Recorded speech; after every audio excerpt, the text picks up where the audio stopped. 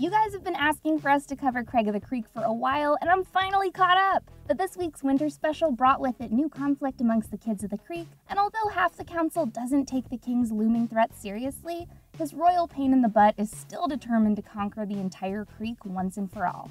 Will winter itself be the downfall of Craig and his friends? I'm Whitney Van Laningham, and today we're breaking down Craig of the Creek Season 3's special, Winter Break. Before we get started, I want to give a shout out to Deshaun Edwards for recommending that I watch Craig of the Creek.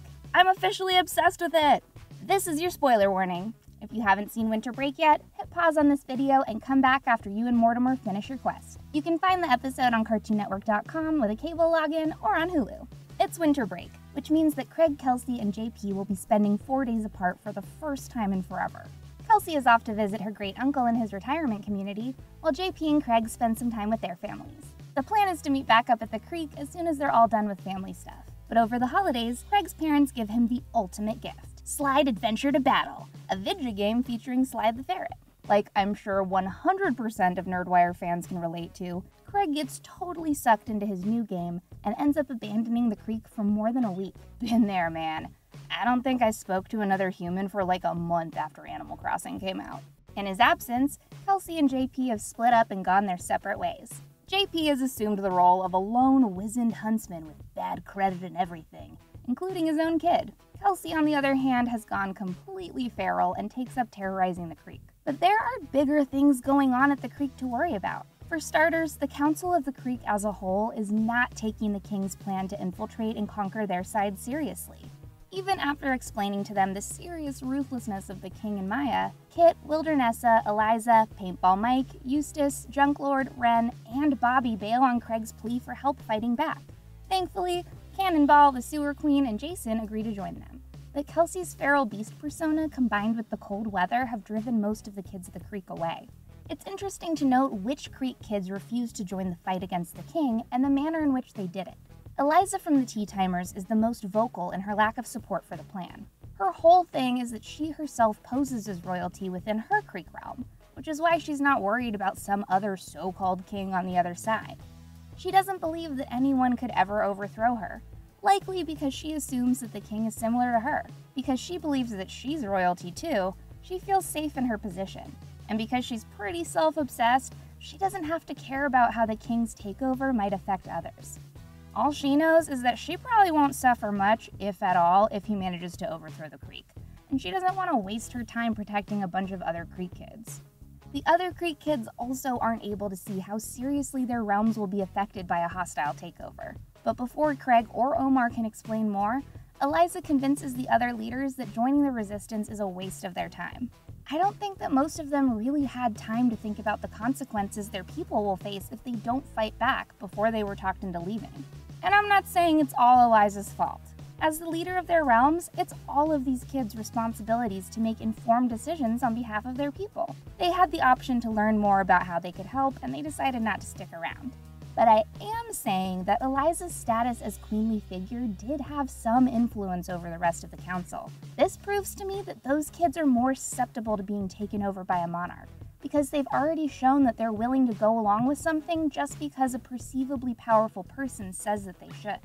If these council members are willing to walk away from the resistance after Eliza's impassioned speech about why they shouldn't battle the king, I think it'll be easier for King Xavier on the other side of the creek to talk them into following him. Not only does the King of the Creek have a photo of Craig's map, because of the wintry weather, he and his subjects also have complete unbarred access to the other side of the creek. With the river frozen over, they have an easy path straight from their side to Craig's. And with the population at the creek already depleted due to freezing temperatures, they're extremely vulnerable to attack. The Green Poncho saves the gang from being pelted with snowballs when the king declares war and threatens to invade their side of the creek. But Craig, Kelsey, and JP are so focused on fighting with each other that they aren't helping Omar as much as they could be. The king has 3 of his strongest champions fighting for him: Hyun Sup, aka the Blur, representing the cherry blossoms, Jackie, aka the Arm, representing the water lilies, and Aggie, aka the Squashinator, representing the acorns. The 3 of them are serious contenders against the Green Poncho, who is basically fighting this war just him and his bow and arrows. When he asks the gang to cover for him while he faces off against the champions, Kelsey and Craig continue fighting with JP struggling to moderate. When Omar turns his back to check on them, he gets hit with the biggest mega snowball ever, the product of a combo attack from all three champions called the Championship Maneuver King Alpha DX. Believing that he's successfully taken out the other side of the creek's final line of defense, the king and his minions prepare their full invasion. Here's the biggest problem I foresee with what we learned from this episode. The king is simply more powerful because he has all of his subjects in all of their individual realms working cohesively for him.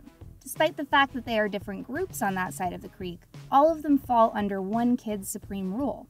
On Craig's side of the creek, there are tons of individual groups, each with a designated point person for council meetings, but no unifying leader. Although Craig is certainly the protagonist, he's a cartographer, not a king or a president. And when he tries to form a united front to stand against the king, about 75% of them totally bailed.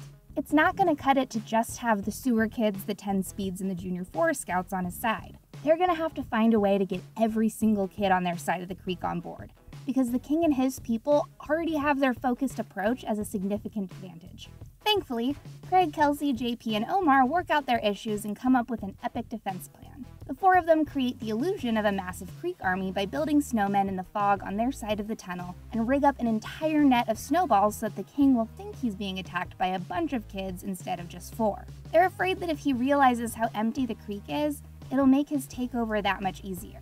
Thankfully, the king and his subjects flee in terror, and the 4 friends celebrate keeping the creek safe another day. Little do they know, however, Maya's absence from their snowball fight was entirely intentional. She wasn't just sitting at home sipping cocoa. The king's BFF was secretly hiding out at the trading tree, spying on Kit and her few interactions with the other kids. The king knew that the creek was empty because she let him know that their numbers were down for his attack.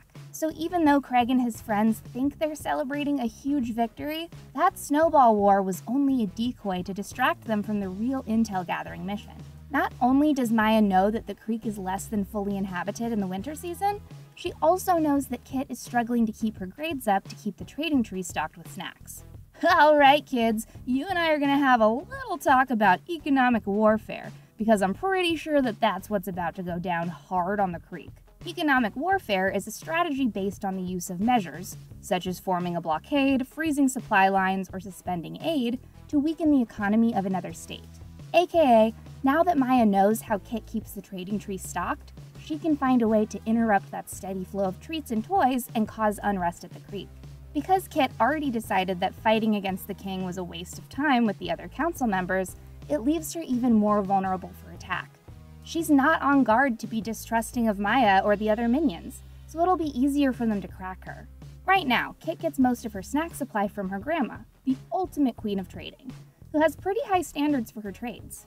She prefers Kit to hand over A's for her spoils, but as we've now seen in 2 episodes, she's been hitting home some solid B-minuses. It's possible that Kit's grandma might not give her as many treats to trade if she doesn't keep her grades up, which will open the door for the king and his bonkers candy stash to come through. We haven't seen anything go down at the Creek Kids' individual schools, but I wouldn't put it past Maya to figure out a way to make Kit's grades tank even further. Maybe she'll figure out a way to get her obsessed with something else, like a video game or a book series, that will distract her from studying. If I had to guess, I'd also say that we'll likely see the king persuade Kit to get her goods from him. After all, he's a spoiled rich kid with an unlimited allowance, and a system already in place to control his subjects with candy rations. If he gets a hold of the trading tree, he could starve out every kid on that side of the creek, making it that much easier for him to conquer their land as his own. Honestly, Bobby is going to be the first to flip. That kid will do literally anything for candy, and he has no loyalty when it comes to where he gets his fix from. And once Bobby and the trading tree fall for the candy empire, it'll only be too easy to get the rest of the realms to collapse. But all is not lost. We gotta talk about the assets that we do have in the rebellion.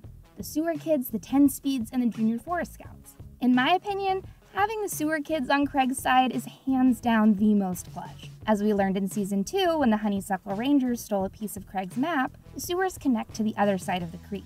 If Craig didn't have the sewer queen in his corner, their side of the creek would already be completely toast. With the sewer kids guarding that entrance with the same vigilance as the green Poncho guarding the overpass, they actually stand a chance against intruders. It's also pretty great to have the junior forest scouts. Even though Jason, Boris, and Tony have the tendency to abuse their power by bossing other kids around, they actually take their vows to protect the creek extremely seriously. The Scouts value honesty and integrity above all else, and their vast knowledge of the creek will come in handy against their enemies. I think Cannonball volunteered the 10 speeds for the Resistance as a thank you to Craig for everything he did to get their stolen bikes back from Mackenzie and Scooter Girl.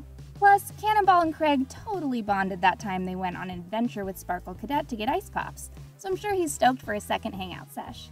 If anyone needs to make a fast getaway from the King's troops, they'll be imperative in making that happen. We've been expecting an uprising for a while now, but our side of the creek is at a disadvantage because they aren't aware that they're on the verge of economic collapse.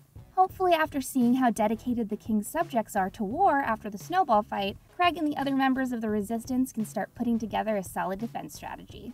These are my thoughts on the winter break special, but I want to know what you guys think in the comments. Which group of kids will the King take down next? How exactly will he ice Kit out of the trading tree? Let me know down below, like and subscribe to Nerdwire, and stay tuned for more Craig of the Creek vids.